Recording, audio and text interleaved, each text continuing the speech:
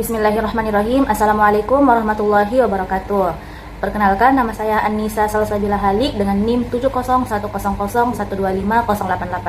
Pada kesempatan ini saya akan mempresentasikan materi tentang rheologi, khususnya mengenai sistem Newtonian. Materi ini penting dikarenakan berkaitan dengan sifat aliran dan kekentalan suatu zat yang banyak diterapkan pada bidang farmasi. Nah, pada slide ini menjelaskan tentang pengertian dari rheologi itu sendiri. Jadi, teman-teman, rheologi itu adalah ilmu yang mempelajari bagaimana zat mengalir dan mengalami deformasi atau perubahan bentuk. Istilah rheologi ini berasal dari kata rheo yang berarti mengalir dan logos yang berarti ilmu. Nah, dalam pembahasannya terdapat konsep viskositas, yaitu ukuran kekentalan suatu cairan. Nah, maka semakin tinggi viskositas, maka semakin sulit cairan tersebut itu dapat mengalir. Dan dalam farmasi, rheologi ini digunakan pada formulasi emulsi, pasta, suppositoria, dan pada tablet salut.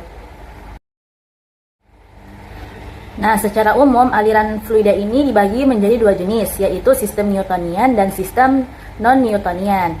Nah, pada presentasi kali ini kita akan fokus membahas tentang sistem Newtonian saja. Jadi teman-teman, sistem Newtonian ini mengikuti hukum aliran Newton. Nah, pada sistem ini viskositas cairan ini tetap konstan selama suhu dan tekanannya tidak berubah. Jadi semakin besar viskositas suatu cairan, maka semakin besar juga gaya yang diperlukan untuk membuat cairan tersebut mengalir. Dan dalam sistem Newtonian terdapat dua istilah penting, yaitu ada rate of shear dan shearing stress. Nah, rate of shear ini menunjukkan perubahan kecepatan antar lapisan cairan, dan sedangkan shearing stress ini yaitu adalah gaya persatuan luas yang diberikan untuk menyebabkan aliran. Nah, kemudian teman-teman, pada slide ini menjelaskan bahwasanya fluiditas itu merupakan kebalikan dari viskositas.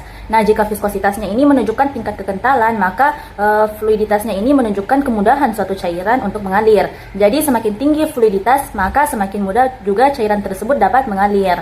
Dan juga pada slide ini menjelaskan bahwasanya 1 centipoise atau Cp sama dengan 0,01 poise. Nah, kemudian untuk viskositas kinematis ini dapat diperoleh dari pembagian viskositas absolut dengan densitas atau kerapatan zat pada suhu tertentu. Nah, besaran ini biasanya dinyatakan dalam suatu stok atau centistok. Selanjutnya bisa kita lihat teman-teman pada slide terdapat contoh soal. Nah, pada contoh soal ini diketahui bahwasanya viskositas dinamis aseton sebesar 0,313 cp dan densitasnya itu 0,788 gram per cm kubik pada suhu 25 derajat Celcius. Nah, yang ditanyakan yaitu adalah nilai viskositas dari kinematis aseton.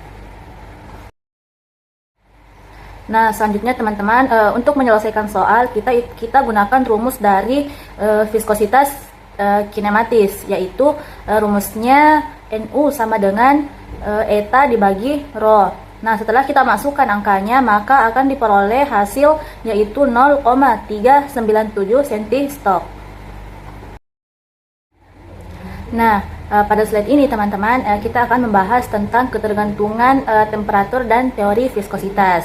Jadi, temperatur ini memengaruhi viskositas suatu zat. Nah, pada gas itu viskositas akan meningkat ketika temperaturnya naik. Dan sebaliknya, pada cairan viskositas itu akan menurun ketika temperaturnya meningkat. Dikarenakan fluiditas itu merupakan kebalikan dari viskositas, maka fluiditas cairan itu akan meningkat saat suhu dinaikkan.